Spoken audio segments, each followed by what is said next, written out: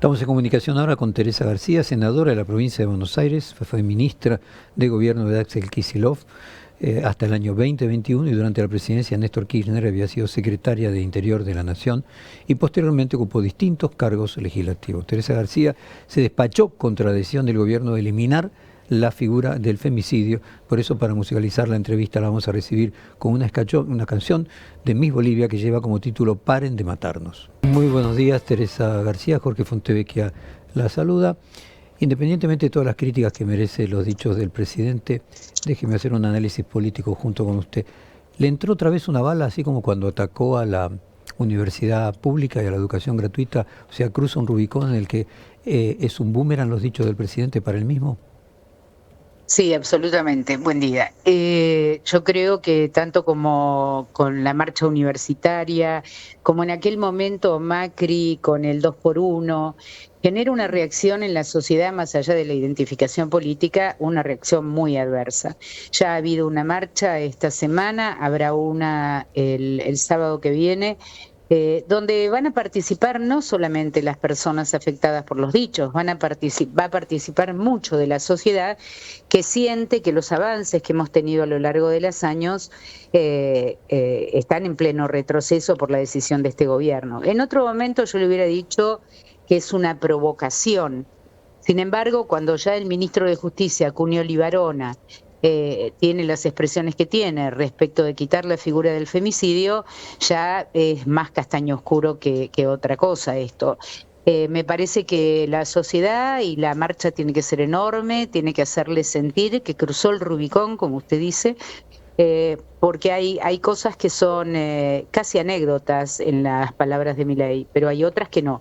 Y esto realmente pone gravemente en riesgo la conquista de derechos que hemos tenido a lo largo de los años. En América Latina hay solamente 2 países que no tienen considerado el femicidio.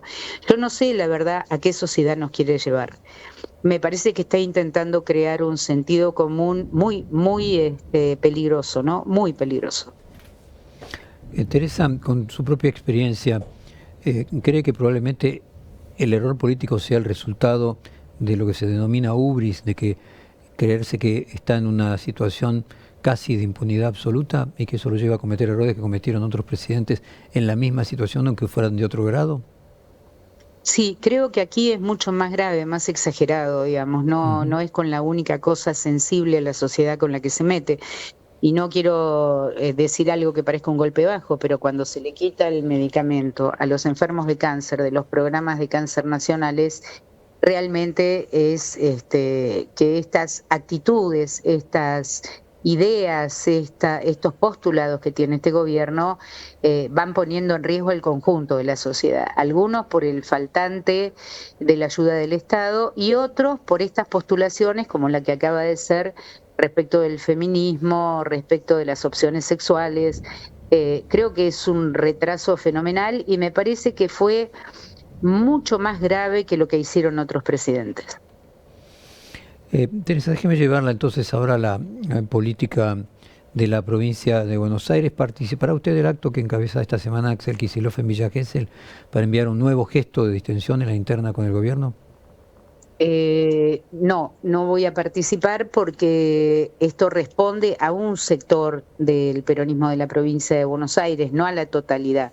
Si este acto hubiera estado organizado por el Partido Justicialista de la provincia o la integración de los sectores, sí hubiera participado, pero al ser de una parcialidad no, y además con los postulados que plantea este acto, que me parecen incorrectos, ¿no? Digamos, hay interpretación periodística en esto, no es que no la hay, pero una muestra más del desacople con Cristina, una muestra más, digamos, no está tan centrado en la crítica al gobierno de Milei por los padecimientos que sufre la provincia, sino que está más ligado a la interna del peronismo y no me parece correcto participar.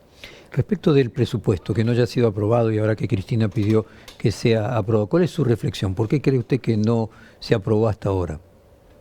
Mire, el presupuesto ingresó por la Cámara de Diputados junto con la ley fiscal impositiva, la ley de impuestos y el endeudamiento. Hubo 2 semanas de negociación muy intensas. La primera semana se cayó la sesión en el Senado porque íbamos a funcionar con espejo en diputados y como no se votaba endeudamiento, el gobernador prefirió no sesionar. Tomamos otra semana más de negociación y ocurrió lo mismo, tenemos una oposición muy parada, confrontando, diciendo que no van a aprobar el presupuesto, que no van a aprobar el endeudamiento hasta que no se le cumplan con determinadas condiciones. El gobernador aflojó, como se dice en el barrio, un poco con el fondo para los intendentes, pero había otras exigencias como era la ocupación de cargos en la Corte, en la Procuración, etcétera. No pareció pertinente acceder a esos reclamos mezclados con el endeudamiento que necesita la provincia, así que finalmente se cayó la sesión en diputados a las 7:30 de la tarde, pese al esfuerzo que hizo el gobierno, porque mandó a Agustina Vila, a Pablo López y a Cato Podis a intentar negociar 15, 20 minutos antes y no se logró. Así que bueno, para el 7 de enero estaba convocada una reunión entre las dos cámaras, todos los bloques opositores, más el bloque oficialista, y funcionarios de gobierno. Finalmente se optó por no hacer esa reunión, así que ahora estamos esperando los primeros días de febrero para ver cómo reflotamos el diálogo, porque Cristina fue clara, hay que votar el presupuesto. Efectivamente, presupuesto y fiscal impositiva estaban en condiciones de votarse. El problema era endeudamiento, ¿no? Y entiendo que cuando Cristina dice hay que votar el presupuesto, dice que hay que votar el endeudamiento también. No, Cristina habla de presupuesto y fiscal impositiva. O sea, no endeudamiento. El endeudamiento es una cosa en la que tiene número propio y acción la oposición directamente. Viendo que el presupuesto y la fiscal impositiva se podían volver a discutir, es que Cristina dice eso, el endeudamiento depende de las manos de la oposición que tiene mayoría en ambas cámaras.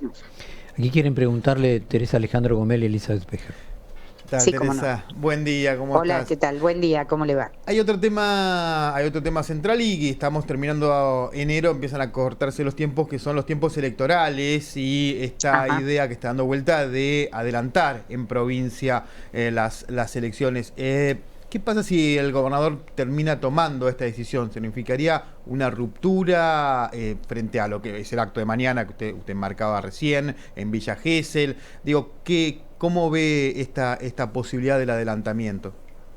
Bueno, el gobernador es el que tiene la atribución para determinar el cronograma electoral de la provincia. Sobre la única cosa que no tiene atribución, porque la ley de la provincia, hay una ley provincial para las PASO, es sobre la suspensión o eliminación de las PASO, que eso determina el gobierno nacional con su votación en las cámaras y después tendrá que adaptar la provincia vía legislatura lo resultante de la Cámara de Diputados de la Nación. Respecto al resto de las fechas, el gobernador tiene la atribución para adelantar si quiere o para fijar su propio cronograma. Bien. En principio, lo que yo creo, y se lo digo a ustedes porque se lo plantea el gobernador en el mes de noviembre, diciembre, a mí me parece un error desacoplar la elección de la provincia de la elección nacional, porque creo que para enfrentar el gobierno de Milei lo mejor que nos puede pasar es que el peronismo esté ordenado en una fuerza nacional, ¿no? Porque esta no es una elección provincial. Yo no veo posible que una provincia le gane al embate nacional de Milei. Esto yo lo charlé con él, le dije mi opinión, obviamente él está en su derecho de reflexionar respecto de esto. A mí me parece inconveniente porque basta para eso ver el ejemplo del año pasado. Teníamos 15 gobernaciones en todo el país y luego que los gobernadores fueron desacoplando la elección nacional de la provincial, uno ve los resultados finales y nos quedamos con 4 provincias. Entonces, para muestra basta un botón. A mí me parece que el peronismo tiene que ser una fuerza nacional. ¿Sería el gesto del gobernador de adelantar, sería un gesto de ruptura hacia adentro del peronismo de la provincia? No, no creo, porque, bueno, además hay otro problema. La elección, si se lleva a cabo de manera adelantada en la provincia de Buenos Aires, va por cuenta absoluta del Ejecutivo de la provincia. O sea, quien va a cuidar la elección no puede ser la policía bonaerense, el comando no creo que lo mande el gobierno nacional. La impresión de las boletas, el ordenamiento de los fiscales, la distribución de las urnas en todas las escuelas. Calcule usted que la provincia de Buenos Aires va a tener casi 43.000 mesas de votación de nativos y 4.200 mesas de votación de extranjeros. O sea, es la elección más grande de todo el país y en el caso que el gobernador desdoble, va a tener que correr por cuenta de la provincia. Pero yo no creo que esto signifique la ruptura. A mi gusto, opinión absolutamente personal, creo que es una decisión equivocada. Bien. Eli. Teresa, muy buenos días, ¿cómo está? ¿Qué tal? Me interesaba volver con la primera pregunta de Jorge, con el primer tema planteado, y reflexionar, porque hace una media hora, una hora, tuvimos la oportunidad de conversar con el antropólogo y intelectual Pablo Semán, y respecto de lo que se denomina agenda woke, y que él buscaba simplificar para que todo el mundo entienda como la agenda de la igualdad en realidad. Exactamente. Y hacía un planteo muy crítico, Semán, respecto de la reacción de la oposición política en la Argentina, porque la trataba de tibia, confundida, poco relevante para atender a lo que estaba respondiendo. Y eso la verdad que es bastante razonable el planteo, porque de hecho incluso, por ejemplo, Cristina Kirchner no se expresó respecto de los dichos del presidente Milei, y lo que él nos decía es mucho más relevante lo que están expresando los movimientos que se movilizaron el sábado y que plantean movilizarse el próximo, ya con una marcha más masiva. Digo, es mucho más relevante eso que lo que está haciendo la oposición, si bien porque está confundida, porque está temerosa. ¿Qué le pasa a la oposición? ¿O está muy preocupada en las elecciones? No, mire, yo creo que hay cosas a las que hay que darle tiempo. Yo siempre recuerdo la decisión de la Corte del 2x1, que no hizo falta ni siquiera convocar a los partidos políticos, la gente salió masivamente a la calle. Es lo mismo que la marcha universitaria.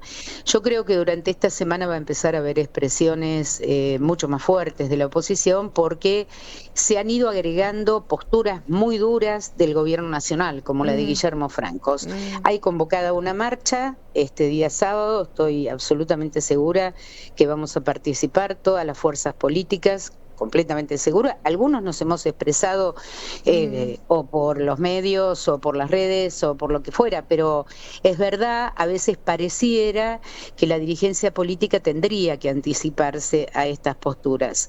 Bueno, si no ocurre, lo que hay que esperar es esta semana que fue tan convulsiva con este tema, porque yo creo que va a empezar a suceder. La verdad que uno cuando empezó a escuchar... Perdón que la interrumpa, pero es llamativo que la voz más crítica por ahí haya partido de Jorge Macri, que no es una figura política vinculada por ahí a toda la agenda de la igualdad, ¿no? No, pero él está en una batalla personal con Milei. Hay una batalla política bajo la baldosa, y esto lo sabemos todos, que es el gobierno de la Ciudad de Buenos Aires.